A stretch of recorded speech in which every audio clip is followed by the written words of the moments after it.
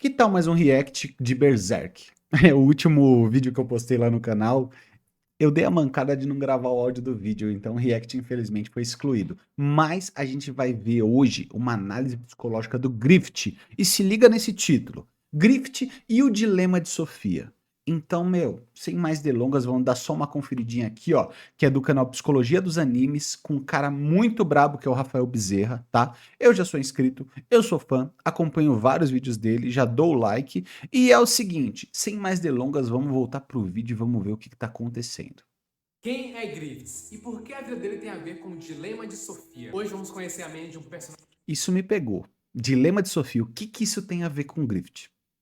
simplesmente sensacional. Sou o Rafael, tenho formação em psicologia, esse é o Psicologia dos Animes. Toda semana eu trago 2 vídeos de análise de personagens do mundo dos animes e hoje é dia de Berserk. Então você que gosta de Berserk, se inscreva no canal, clique em gostei que eu vou trazer mais vídeos sobre esse anime sensacional. Então o seu gostei é Bora, muito importante, vamos pra principalmente cima. você que gosta de Berserk. Griffiths e Guts são os personagens principais da história de Berserk. Se você pegar a imagem dos dois, o Guts parece mais um vilão e o Griffiths parece mais um mocinho. Mas as coisas em Berserk não são preto no branco.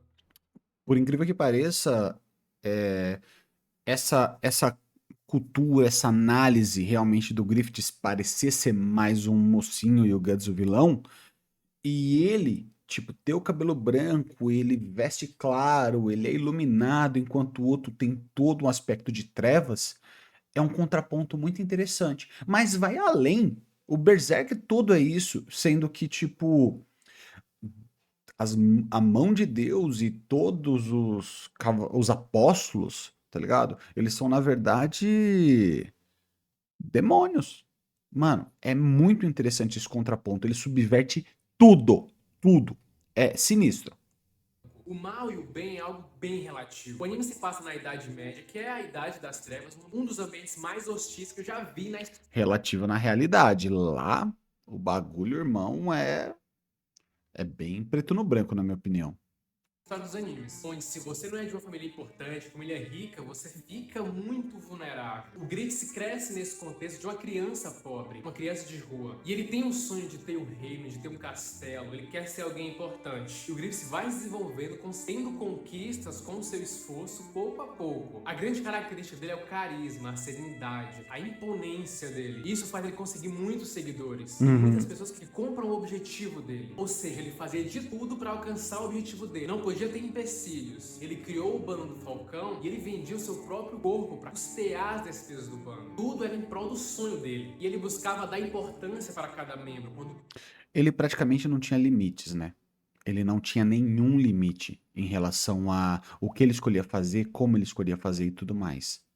Então, meu, é sinistro.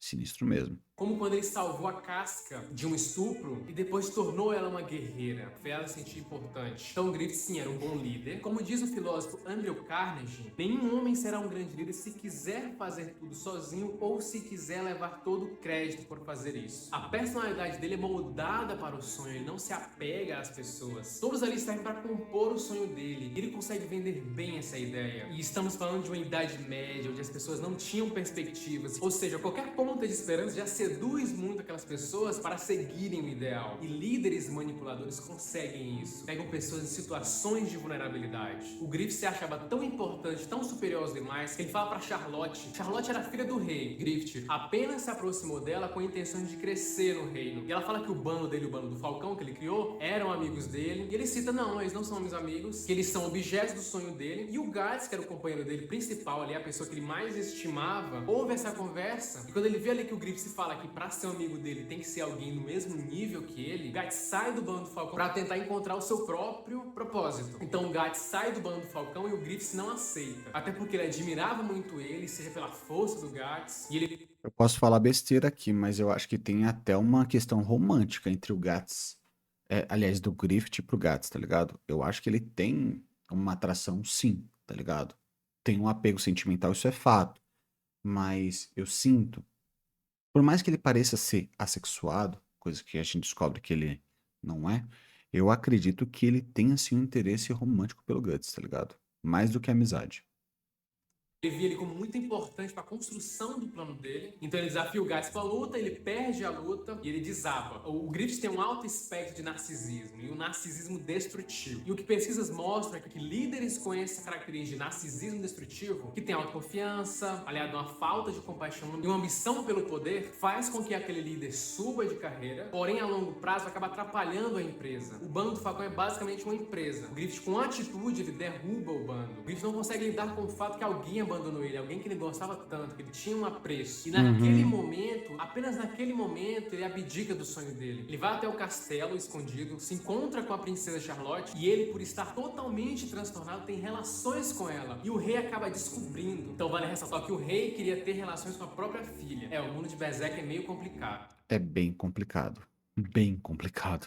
Bem, não, bastante. Então ele aprisiona o Griffiths e tortura ele por 1 ano. E o Griffiths fica nesse estado. Ele tem o rosto deformado, perde os tendões e tem sua língua cortada. O bando Falcão consegue sobreviver aos trancos e barrancos sem ele. E eles encontram o Gats novamente. E eles vão ao castelo e resgatam o Griffiths. Quando o Gats encontra o Griffiths de novo, e ele vê o Griffiths naquela situação, e o Griffiths, no momento que ele pega no pescoço do Gats com uma demonstração de raiva dele depois, por ele ter o abandonado, o Griffiths volta ao bando do Falcão. Mas ele não pode mais ser um soldado. Ele não consegue nem andar mais. Então você vê alguém ali que tinha essa questão de beleza, se sentir superior aos demais, ficar naquela situação. Naquela situação ele não tinha como alcançar mais o sonho dele. E a cena clássica, ele tenta se matar e ele não consegue. E ele começa a rir e a chorar ao mesmo tempo da situação dele. E é nesse momento que entra o dilema de Sofia. Se trata entre ter que escolher entre 2 opções igualmente insuportáveis. Escolha de Sofia é um romance do escritor William Styron e conta a história da polonesa Sofia Zawistowica, que é forçada a escolher entre um de seus filhos para salvar. É nesse momento que aparece a mão de Deus. Um grupo de seres superiores que dão a oportunidade de Griffith ser um desses seres, completar a mão. E até então tinha 4 integrantes. Ele seria um ser poderoso, ganharia sua grande forma, mas tudo isso seria a custa de seus companheiros do bando Falcão. Ou seja, as pessoas que salvaram ele, que sempre lutaram por ele, foram lá tirar ele do castelo, seriam usadas como sacrifício. O Griffith, ele reluta um pouco na escolha. Mas imagina a situação. Você é alguém que está naquela situação, seu corpo está naquela situação, e é te dado uma esperança. Só que essa esperança tem um custo altíssimo, sacrificar as pessoas que você gosta. Aí você pega alguém que tinha esse senso de superioridade, que via as pessoas que seguem ele, que estão ali apenas para ajudá-lo no seu sonho, somado a alguém extremamente narcisista. Se você pega ali o DSM, o livro de transtornos mentais, e você vai ali um transtorno de personalidade narcísica, tem como característica indiferença pelos sentimentos dos outros, necessidade de admiração e traços de insensibilidade. Então,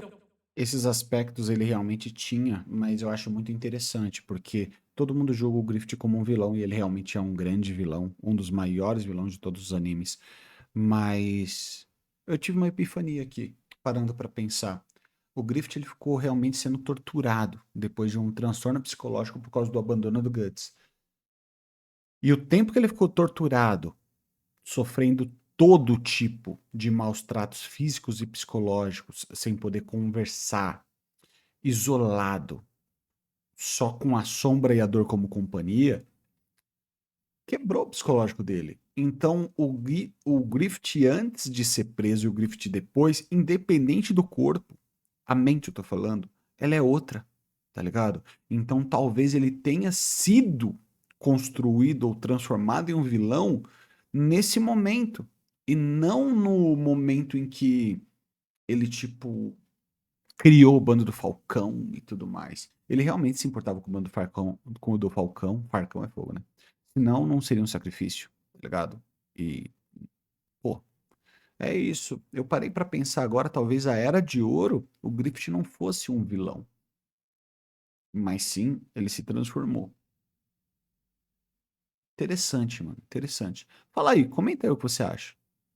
para muitas pessoas que seria uma escolha impossível ser sacrificar os amigos para poder se salvar, porque as pessoas eram a família do Griffiths, apenas pelo seu benefício próprio. Para o Griffiths não, porque o plano dele já era esse. Ali isso era a exposição completa do sonho dele. Então o Griffiths aceita, se torna o Fento. Eu acho que naquele momento o Griffiths se torna uma pessoa transparente. Agora ele é realmente quem ele é. Então ele comete atrocidades, ele vira uma pessoa determinista. Determinismo é uma filosofia em que as coisas acontecem porque tem que acontecer. Leis imutáveis que a gente não tem tem controle. E para uma pessoa narcisista, ele usa muito disso. Então, se ele está ali naquela situação, é porque tinha que acontecer. Isso faz o narcisista se aliviar. Se as coisas tinham acontecido daquela forma, ele não tem tanta culpa assim. A construção do personagem do Griffiths é incrível, é sensacional, é uma Sim. das melhores que eu já vi. Mas sobre as atitudes dele, não tem como defender. Então, você pega pra nossa realidade e vê como é perigoso seguir um líder que prioriza apenas o seu próprio bem. Que ele é carismático, faz achar que as pessoas são importantes.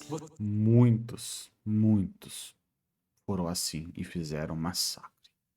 Você vê muito isso nos políticos, os políticos usando as pessoas a seu favor, fazendo as pessoas seguirem eles cegamente. E Sim. o narcisismo está muito ligado ao poder. Então não siga líderes que podem ter essa característica e estarem te manipulando. Políticos fazem isso muito bem. Eu não duvido nada que o político que você tanto gosta faria a mesma coisa que o Griffith fez com o Bando do Falcão. É incrível como o Também Berserk acho. faz isso com a gente. Em muitas ocasiões você questiona o Griffith. Você consegue ver bondade dele em alguns momentos, mesmo que isso seja falso, mas a gente fica em dúvida quando tá assistindo. Essa dualidade dos personagens é incrível no Berserk e é um dos melhores animes que eu já vi. Pessoal, então é isso. Se inscrevam no canal, cliquem em gostei, principalmente vocês que gostam de Berserk, porque assim eu irei trazer mais vídeos. É isso Até aí. mais, pessoal. Quem é Griffiths? Opa!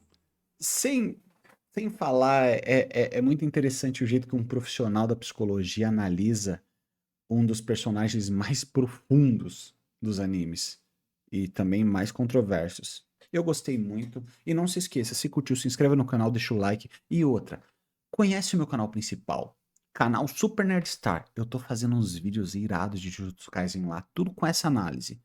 Irado, eu não sei, tá ligado? Me diz você se você assistir, tá bom? Então, até a próxima. Falou!